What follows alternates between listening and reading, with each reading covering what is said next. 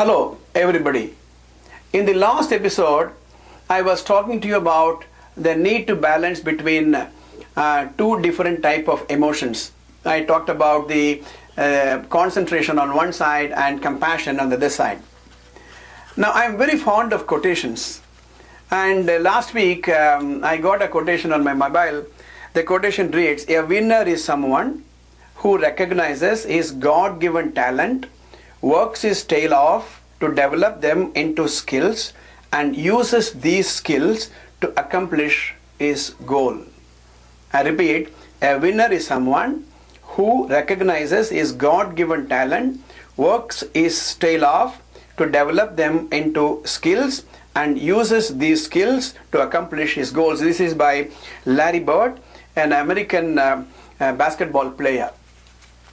So no matter what your talent is, if you recall my original triangle, talent, then we talk about platform, then we talk about knowledge, skill, focus and behavior, and then compassion and attitude.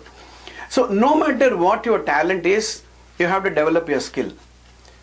I talked about skill set. I compared the skill set with that of a toolkit of a mechanic. You need to have different type of skills. The other day I was talking to a very senior government official, and he was talking about his success in his previous assignment and the various assignments he has been handling. Quite an accomplished person. But I was able to see as he was growing, he was picking up different type of skills depending upon the context in which he has to perform his responsibilities. Now, can you pick up a skill just like that? A talent is God-given, but you have to use a skill. For example, now I am shooting this episode.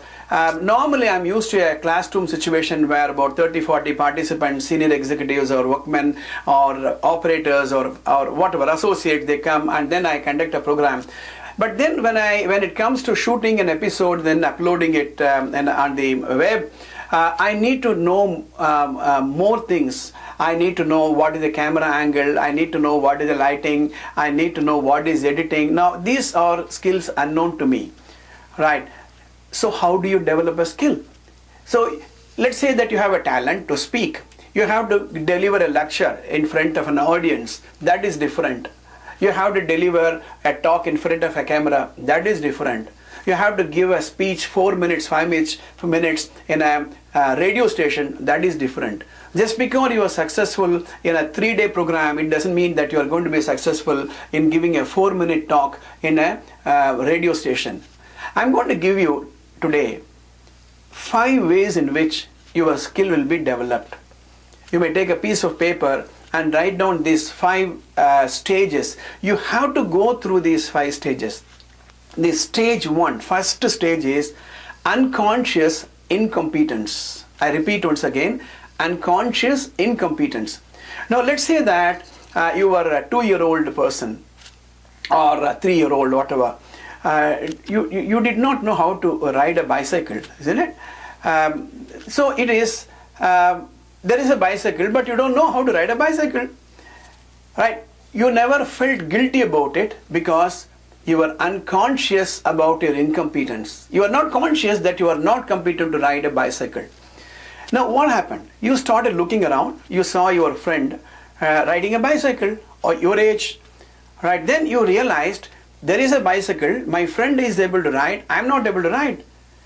This is the second stage, conscious incompetence. Conscious incompetent. That means you are conscious that you are not competent to ride a bicycle. Right? Then what happens? Then you feel like riding a bicycle. You go and ask your dad, you go and ask your people, they give you a bicycle, and then you start riding. Did you not fall down? Did you not stumble? Did you not feel nervous? I'm sure you would have, because you are learning a new skill. Right? You fell down, but you never bothered about failure. You fell down, got up once again, started riding. This is the second stage. The third stage is interesting. Stage number 3 is conscious competence. In a conscious competence, You are so conscious which is the front brake, which is the rear brake, which is a pedal, what is a sprocket wheel, how to pedal fast, how to slow down, these things. When you are in a highway, you are worried whether you be able to be safe, or you don't know how to turn, you don't know how to put your leg and balance, you don't know how to go slow pedaling. No, you are very, very conscious competence. This is the third stage.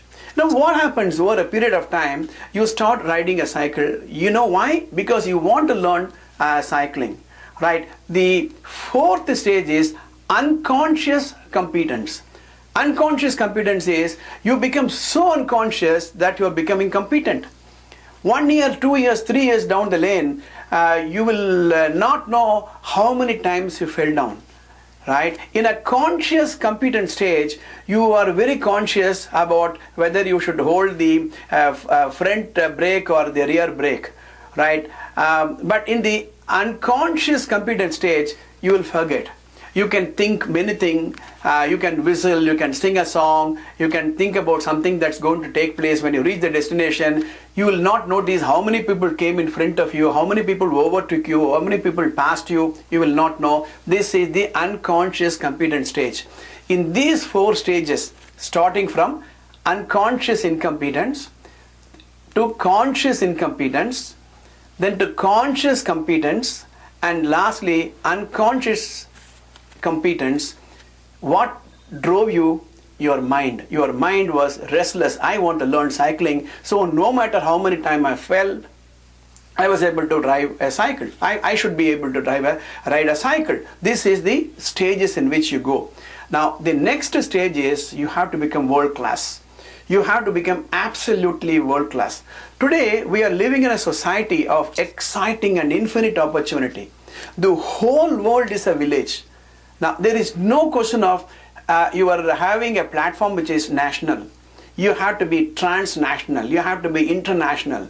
Now whether you are a chess player or a cricketer, or you are a trainer or a production man or a marketing man, your skill should be deployable throughout the world. Only then you will be able to stand the competition of world-class market. Now how to become world-class? Let's say that you start playing table tennis, or you start playing chess, or you start becoming a marketing manager. Can you become world class? There is a interesting formula, very interesting formula, which I discovered the last couple of months. I'm going to share with you in my next episode. I promise I will try to make a difference in your life. See you in my next episode.